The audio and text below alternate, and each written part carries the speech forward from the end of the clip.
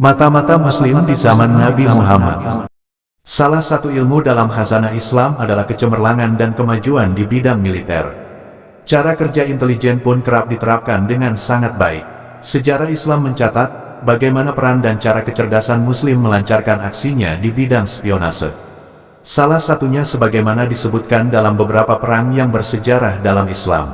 Dalam perang, strategi militer dikerahkan Nabi Muhammad agar dapat mengurung lawan. Salah satunya mengerahkan telik sandi mata-mata untuk mengumpulkan informasi musuh. Dalam peperangan, trik dan intrik menjadi salah satu aspek kemenangan. Begitu juga yang dilakukan Rasulullah dalam beberapa perangnya. Rasulullah bersabda, berbohong tidak dihalalkan kecuali dalam 3 perkara, yaitu dalam peperangan, dalam rangka mendamaikan antara orang-orang yang bersengketa, suami yang berbicara kepada istrinya dengan tujuan menggembirakannya. Hadis riwayat Ahmad dan hadis riwayat At-Tirmidzi. Banyak kita ketahui, mata-mata kelas dunia, seperti Eli Cohen agen Israel, Matahari, dan lain-lain. Dalam dunia intel, sering sekali mata-mata akhirnya ditangkap dan berakhir tragis. Sebut saja Matahari, Leila Khaled, Tokyo Rose, Alan Pope, dan masih banyak lagi. Fenomena-fenomena itu kebanyakan terjadi karena masalah uang dan kekuasaan. Kisah intel dan mata-mata Rasulullah yang dibekali keimanan dan ketaatan kepada perintah Rasulullah, serta ketakwaan kepada Allah menjadikan mereka aman, dan menjalankan tugas dengan baik. Dan sekali lagi, Rasulullah selalu mencontohkan untuk menugaskan seorang yang berkompeten.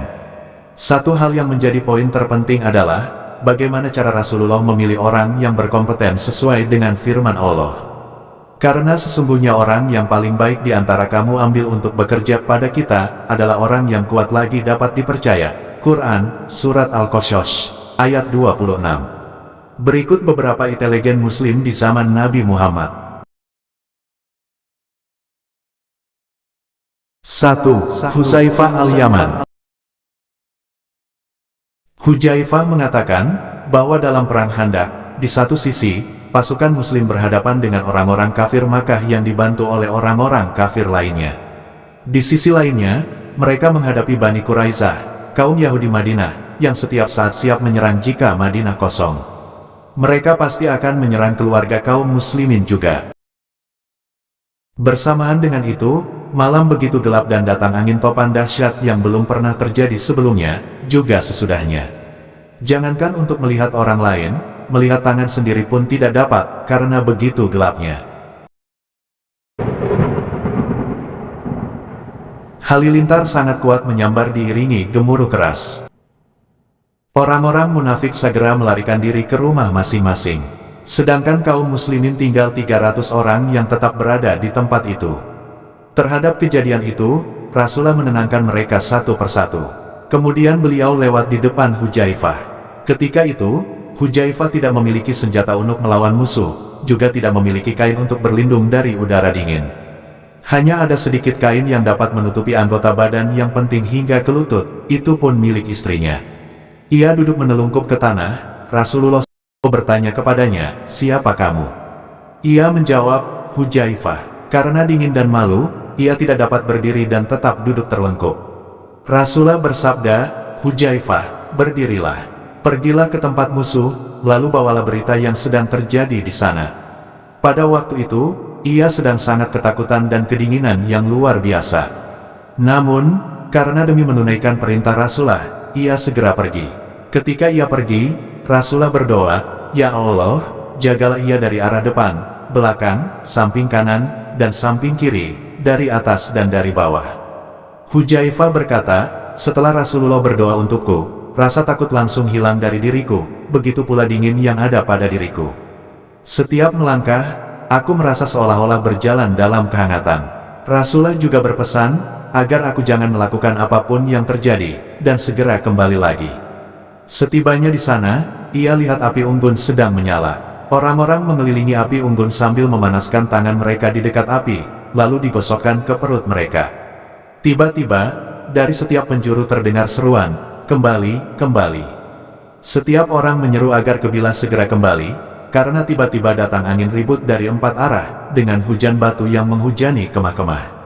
Tali-tali kemah musuh pun terputus, sedangkan kuda dan hewan lainnya banyak yang mati. Abu Sufyan, yang pada saat itu sebagai pimpinan rombongan kaum kafir sedang memanaskan kedua tangannya di atas api. Dalam hati Hudzaifah berkata, inilah kesempatan yang terbaik bagiku untuk membinasakannya. Ia segera mengambil anak panah, lalu meletakkannya di busurnya. Namun, ia teringat pesan Rasulullah, agar tidak melakukan tindakan apapun, kecuali melihat keadaan saja, lalu segera kembali. Maka, ia masukkan kembali anak panah itu ke tempatnya. Abu Sufyan khawatir dan mulai mencurigai kehadirannya. Dia berkata, adakah di antara kalian seorang mata-mata? Setiap orang hendaklah memegang tangan orang yang di sebelahnya. Lantas Hudzaifah langsung memegang tangan orang yang di sebelahnya, dan berkata, kamu siapa? Orang tadi menjawab, masa kamu tidak tahu siapa aku? Aku ini Fulan. Lalu ia segera meninggalkan tempat itu. Ketika menempuh setengah perjalanan, ia bertemu dengan serombongan penunggang kuda sekitar 20 orang yang semuanya memakai sorban. Mereka berkata kepada Hudzaifah, beritahukan kepada tuanmu, bahwa Allah telah membereskan musuh-musuh itu, jadi tidak usah khawatir lagi. Ketika kembali ke kemah, ia melihat Rasulullah sedang sholat dengan selimut di tubuhnya. Inilah kebiasaan beliau yang mulia. Dalam keadaan genting, beliau selalu bertawajuh dengan mendirikan sholat. Selesai sholat, ia menceritakan kepada beliau, kejadian selama menjadi mata-mata tadi. Rasulullah tersenyum, lalu ia disuruh berbaring di dekat kakinya yang mulia, dan ia diselimuti dengan sebagian selimutnya. Ia tempelkan dadanya ke telapak kaki beliau. 2. Abdullah bin Abu Hadrat al-Aslami. Dalam Perang Hunain, ada strategi yang sama yang diterapkan pihak lawan dan pihak pasukan muslim. Dari pihak lawan, Malik bin Auf mengirimkan beberapa mata-mata untuk mencari informasi tentang kaum muslimin. Namun mereka menjadi cerai-berai dan turun moralnya karena berpapasan dengan sekelompok laki-laki. Pihak mata-mata itu kembali kepada Malik dan melapor, kami berpapasan dengan sekelompok laki-laki berpakaian putih menunggang kuda yang gagah. Demi Allah, lebih baik kami menarik diri daripada kami mendapat musibah. Dalam buku Sirah Nabawiyah karya Syekh Safiyur Rahman Al-Mubarakfuri diterjemahkan bahwa sekelompok laki-laki itu adalah malaikat. Sementara pada saat yang sama Rasulullah mengutus Abdullah bin Abu Hadrat al-Islami untuk memata-matai kepergian musuh dan memerintahkan agar menyusup ke tengah-tengah mereka. Inilah awal kisahnya. Abdullah bin Abu Hadrat al-Aslami telah menikahi seorang wanita dari kaumnya dan menjanjikan mahar 200 dirham. Ia datang kepada Nabi meminta bantuan untuk membayar mas kawinnya tersebut. Beliau berkata, Subhanallah, demi Allah, jika engkau meminjamnya dari penduduk wadi ini, takkan mencukupi untuk kamu. Aku tidak mempunyai uang sebanyak itu untuk membantumu. Tunggulah beberapa hari di sini. Saat itu, seorang lelaki dari Bani Jasam bin Muawiyah yang biasa dipanggil Rifa'ah bin Kis atau Kis bin Rifa'ah bersama beberapa orang dari kaumnya sedang berada di suatu hutan untuk menghimpun orang Quraisy. Tujuan tidak lain untuk menyerang Rasulullah. Beliau memanggil Abdullah bin Abu Hadrat dan 2 orang sahabat lainnya dan bersabda, pergilah kalian menemui lelaki tersebut, dan jangan kembali sebelum kalian mengetahui keadaannya. Beliau memberi seekor unta betina yang telah tua dan lemah untuk tunggangan, begitu lemahnya sehingga untuk bangun harus dibantu diberdirikan. Dengan bersenjata pedang dan panah mereka berangkat ke tempat yang ditunjukkan Rasulullah. Mereka tiba di tempat itu ketika matahari telah tenggelam. Abdullah mengatur strategi dengan bersembunyi di tempat yang berseberangan, di tengahnya adalah Rifa'ah dan kaumnya. Ia berkata kepada 2 temannya, jika kalian mendengar aku bertakbir dan menyerang musuh, hendaklah kalian juga bertakbir dan menyerang mereka. Mereka menunggu sampai malam semakin gelap dan tidak ada kejadian apapun. Kemudian terdengar perbincangan tentang penggembala ternak mereka yang belum kembali. Rifa'ah bermaksud untuk mencarinya dan sebagian kaumnya ingin menyertai atau menggantikannya mencari. Tetapi Rifa'ah menolak ditemani atau digantikan. Ia pun berangkat sendiri dengan menyandang pedangnya. Ternyata Rifa'ah melalui tempat di mana Abdullah bersembunyi, yang segera saja ia siapkan senjatanya untuk menyerang. Ketika telah yakin dengan sasarannya, Abdullah melepaskan anak panahnya dan tepat mengenai jantung Rifa'ah. Dan sebelum Rifa'ah sempat mengucap sepatah kata, ia telah menyerang dan memenggal kepala Rifa'ah. Kemudian Abdullah bertakbir dengan keras dan menyerang musuh, diikuti 2 temannya yang juga bertakbir dan menyerang dari arah berlainan.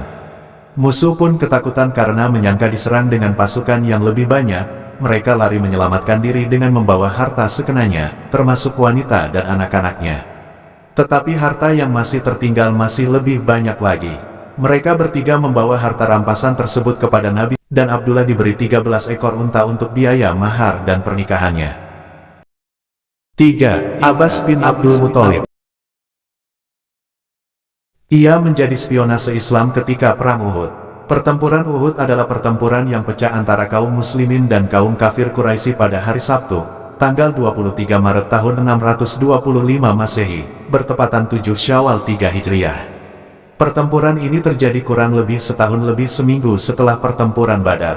Tentara Islam saat itu berjumlah 1000 orang, namun dihasut oleh Abdullah bin Ubay bin Salul, pimpinan kaum munafikin dari Madinah, sehingga kaum munafik saat itu mundur dari medan perang yang berjumlah 300 orang, sehingga jumlah tentara kaum muslimin yang mengikuti perang Uhud fisabilillah yakni berjumlah 700 orang, sedangkan tentara kafir berjumlah 3000 orang.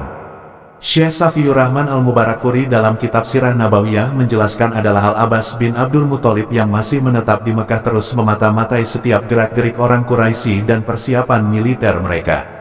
Setelah pasukan berangkat, Al-Abbas mengirim surat kilat kepada Nabi yang berisi kabar secara rinci tentang pasukan Quraisy. Utusan Al-Abbas segera pergi untuk menyampaikan surat tersebut, dan mampu menempuh perjalanan Mekah dan Madinah hanya dalam waktu 3 hari. Dia menyerahkan surat itu ketika Rasulullah, saat beliau sedang berada di Masjid Quba. Beliau menyuruh Ubay bin Ka'ab untuk membacakan surat itu, dan memerintahkan agar dirahasiakan. Sejurus kemudian, beliau kembali ke Madinah, lalu memusyawarahkan permasalahannya dengan para pemuka Muhajirin dan Ansor. 4. Abdullah ibni Umar. Tugas ini ia emang ketika Nabi hijrah ke Madinah bersama ayahnya, Abu Bakar. Tepatnya ketika Nabi singgah di Gua Sur selama 3 hari. Peranan keluarga Abu Bakar As-Siddiq sangat besar sekali dalam peristiwa hijrah Nabi. Nabi memberitahukan Abu Bakar bahwa harus pergi hijrah malam itu, dan beliaulah yang ditetapkan sebagai sahabat untuk menyertainya. Dengan ketetapan itu, Abu Bakar merasakan kebahagiaan yang luar biasa, bahagia bercampur haru, sehingga air matanya menetes, deras sekali. Tidak ada yang mengetahui persembunyian Nabi di Gua Sur, kecuali keluarga Abu Bakar yaitu Abdullah putra beliau, kedua putrinya Asma dan Aisyah serta pembantu setianya Amir bin Fuhairo. Tugas Abdullah sehari-hari berada di tengah-tengah orang Quraisy, untuk menyadap informasi mengenai sikap mereka terhadap Muhammad, langkah-langkah yang akan dilakukan kaum Quraisy terhadap pengejaran Nabi, dan lain-lain. Amir bertugas menggembalakan ternak milik Abu Bakar, untuk menghapus jejak apabila Abdullah mengirimkan makanan di Gua Sur. Asma dan Aisyah menyiapkan susu dan daging. Memasak menyediakan makanan di rumah kemudian diantarkan oleh Abdullah untuk Nabi dan ayahnya.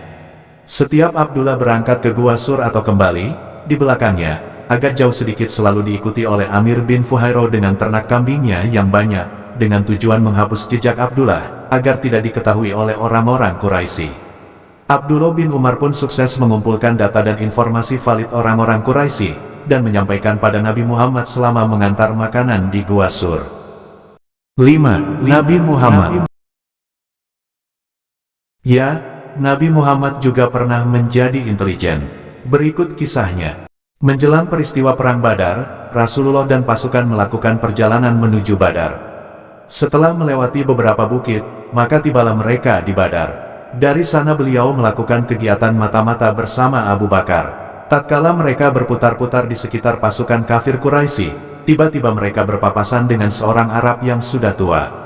Pada saat pertemuan yang tidak disengaja itu, Rasulullah melakukan penyamaran agar tidak mengetahui sebagai bagian dari pasukan muslimin dari Madinah. Rasulullah bertanya kepada orang tua itu tentang pasukan Quraisy dan Muhammad. Strategi itu dilakukan Rasulullah agar tidak diketahui penyamarannya. Orang tua itu berkata, "Aku tidak akan memberitahu kalian sebelum kalian memberitahuku, dari mana asal kalian berdua." Rasulullah berkata, "Beritahukan kepada kami, nanti kami akan memberitahukan kepadamu dari mana asal kami."